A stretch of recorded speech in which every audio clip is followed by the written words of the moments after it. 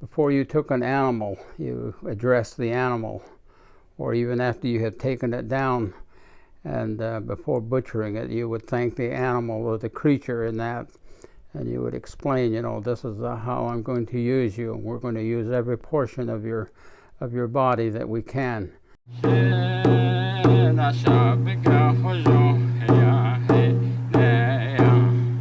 In our traditional teaching as the Ne, we have 4 seasons of the year, of course, the springtime, the summer, the fall, and the winter. And also we have the fall equinox and the spring equinox. The spring equinox happening around March and April, and then the fall equinox would fall around October.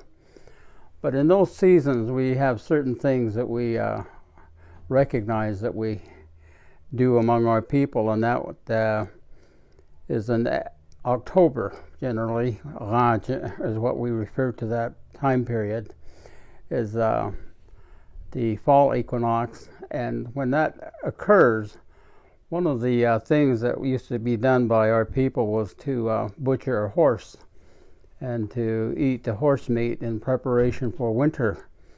And it was thought that the horse meat would help people stay healthy throughout the winter and not have colds and other things that you might have as physical illnesses during the summer or the winter months.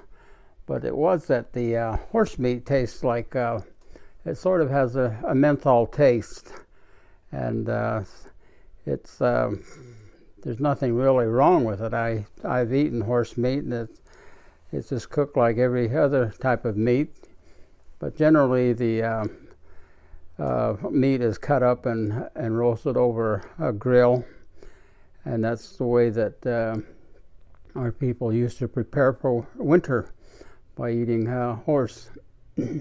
Also, when you mention other types of food in that most people are not familiar with, prairie dog was another food, and porcupine, and all of the other animals, the antelope, the deer, the elk, and even the buffalo. And those were the other foods in that our people would eat, as well as the bighorn sheep. And they had their seasons, and even rabbits, that would be the jackrabbit or the cottontail. But sometimes people ask, about the flavor of the meat of these creatures.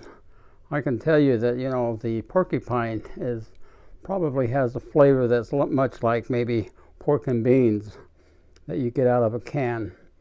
And the closest thing you can come to anything that tastes like chicken would probably be the prairie dog. And so it was that those types of creatures were used as food. And sometimes if you happen to kill a rabbit or something out of season, sometimes they might have lice, and the best thing to do would be to singe the creature after you killed it, and then burn off all of the fur, and then finally you would butcher it, and then prepare the meat, and then feast. The hunting in that is something that was considered very sacred. Before you took an animal, you addressed the animal, or even after you had taken it down, and before butchering it, you would thank the animal or the creature in that, and you would explain, this is how I'm going to use you. We're going to use every portion of your body that we can, and we thank you in that for living all this time, and then now we are going to use you as you were meant to be used by us. And as far as women hunting, it was not very often that women were allowed to go hunting. Mainly it was something that would be done by men. And it is that men have a special responsibility to protect women. And the stories many times people would consider asking is, why do women walk behind whenever they were walking on a trail? And the reason is that the man is protecting the woman, because he makes sure that there's no unexpected dangers on the trail as they make their way on these trails. And so it was that the woman was always walking behind the man, and it was because he was protecting her. And so it is that those were the traditional ways of our people. But as far as hunting with the men, very seldom would that happen, and certain conditions and that she might go along for the hunt and help with the butchering. But actually hunting and taking the animal, most of the time it was just the men that were able to bring down the animal, either with the bow or the bow and arrow or with a spear, or sometimes they would run it off of a cliff. And those were considered very special kills, because the skin of the animal that didn't have a hole in it or was not pierced with an arrow was considered a very special hide of the animal after it was taken, and they called that dokake, and that means killed without the arrow or the spear or puncturing of the hide. But the other thing in the winter season is when the first snows fall, it was necessary to run out into the first snow with nothing but a breechcloth, or probably in modern times you could wear cutoffs and run out in the snow and roll around in the snow. And the way that we did it, we used to have enough juniper trees, and we would run down the where there was a lot of juniper trees, and we would shake the branches of the juniper and let the snow fall on us.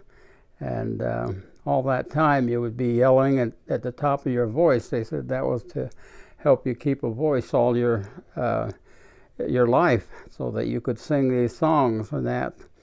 And so that was one of the other things that was done during the winter months, at the beginning of winter. And in our traditional teachings, originally we have 13 moon cycle to a year, and the first of the year is recognized as or the fall equinox, but it is that the spring equinox, of course, is that of the first planting, and the months of March and April are recognized as times when the seeds and that are planted for the various crops of corn, squash, melons, beans, and even cotton. And so it was that was the actual beginning of the planting seasons. And there's the planting of small crops, and then the planting of big crops. And those are the ways that our people used to prepare for the seasons and so on. And of course there's ceremonies that can only be done in the spring and summer months, and then those that can be done only in the winter months. And those are the traditional teachings of our people as far as how we do things throughout the year. And those are the things that we are told.